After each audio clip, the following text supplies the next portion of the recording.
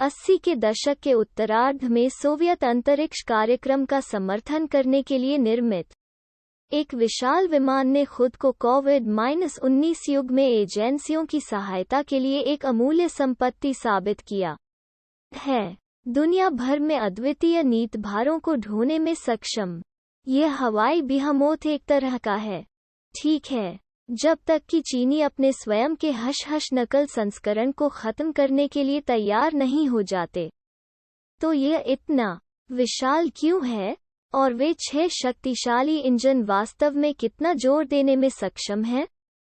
दुनिया के सबसे बड़े विमान के अंदर खोज की यात्रा के लिए आसमान पर ले जाते समय हमसे जुड़े सामरिक एयरलिफ्ट कार्गो विमान लंबी दूरी पर सैन्य सामग्री, हथियार और कर्मियों को परिवहन के लिए डिजाइन किया गया है, और यह AN-225 का शिथिल उद्देश्य है। आपने एयरबस A400M, बोइंग C-17 या लॉकहीड C-5 के बारे में सुना होगा। ये सभी समान उद्देश्यों की पूर्ति करते हैं। इनके विपरीत AN-225 को विशेष रूप से एनर्जियर रॉकेट के बूस्टर को एयरलिफ्ट करने और सोवियत अंतरिक्ष कार्यक्रम के लिए बुराइन क्लास ऑर्बिटर्स के परिवहन के लिए डिजाइन किया गया था। वास्तव में इसका मूल मिशन अमेरिकी शटल करियर विमान के मिशन के लगभग समान था, काफी छोटे बोइंग 747-100 की एक जोड़ी। यह 1980 के दशक के दौरान यूक्रेनी सोवियत समाजवादी गणराज्य में कल्पना की गई थी, और केवल एक उदाहरण 1988 में पूरा हुआ था। इस एंटोनोव विमान की तुलना पहले विदेशी सुपकारों से की गई है, क्योंकि यह जोर से धुएं के रंग का और पर्यावरण के लिए खराब हो सकता है, और बस असहज के रूप में यह बल्कि मजेदार और बल्कि विचित्र है। यह शुरू में एंटोनोव डिजाइन ब्यूरो के नाम से जानी जाने वाली कंपनी से संबंधित है, जिसने अपने समय में लगभग 22,000 विमानों की असेंबली की देखरेख की है, जिनमें से कुछ को अभी भी यूक्रेन और बेलारूस के बीच में उड़ते हुए देखा जा सकता है। यह हाल ही में 6 निष्क्रिय वर्षों की अवधि के माध्यम से चला गया। हालांकि भविष्य समृद्ध नहीं दिख रहा है, लेकिन यह पर्याप्त इतिहास है। सबसे प्रभावशाली विवरण आंकड़ों में है। इसका 640 टन अधिकतम टेक ऑफ भार इसे सभी एयरलाइनों में सबसे आगे रखता है। एक एयरबस A380 575 टन पर बैठता है, जबकि एक बोइंग 747-8 लगभग 445 टन है। एंटोनोव का दावा है कि यह 250 टन कार्गो या ऊपरी धड़ पर 200 टन तक ले जा सकता है, जहां कार्गो की लंबाई 70 मीटर तक हो सकती है। लेकिन हमें यह नहीं भूलना चाहिए कि नियमों को तोड़ा जाना है, और आखिरकार ये केवल एंटोनोव द्वारा निर्धारित दिशानिर्देश हैं। AN-225 के पास 253.82 टन भारी कुल पेलोड का पूर्ण विश्व रिकॉर्ड है। यह सबसे भारी सिंगल आइटम पेलोड का रिकॉर्ड भी रखता है, जिसकी माप 189.98 टन है। लेकिन दुनिया का सबसे भारी विमान कंपनी के लिए काफी नहीं था। दिसंबर 1988 में पहली बार आसमान पर चढ़ने वाला विमान भी पंखों की श्रेणी में सबसे आगे है।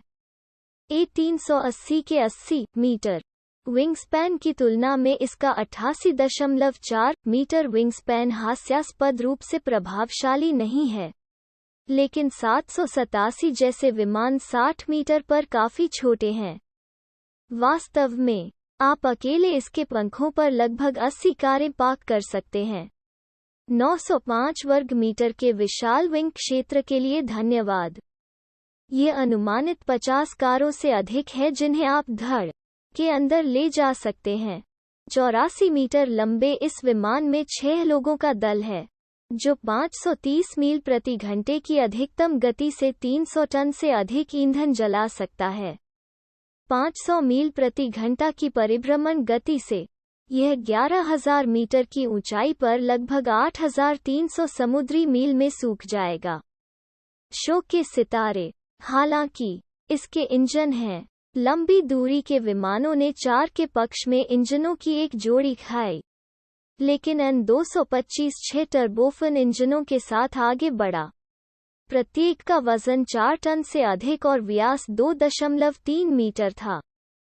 कुल मिलाकर प्रस्ताव पर लगभग 1400 किलो न्यूटन का जोर है। यह सब लाखों की कीमत पर, यह पता लगाने के लिए कि सोवियत सेना के लिए अपने उद्देश्य की पूर्ति के बाद विमान एक विमान कब्रिस्तान में सेवानिवृत्ति में प्रवेश करेगा। कुल 8 वर्षों तक यह सेवा से बाहर रहा, लेकिन फिर इसे एंटोनोव एयरलाइंस के लिए एक वाणिज्यिक विमान के रूप में पुनर्जीवित, नवीनीकृत और पुनः पेश किया गया। तब से इसने कई मानवीय मिशनों में काम किया है। उनमें से कुछ में मध्य पूर्व में बलों को आपूर्ति देने के लिए अमेरिका और कनाडा द्वारा अनुबंधित किया जाना शामिल है।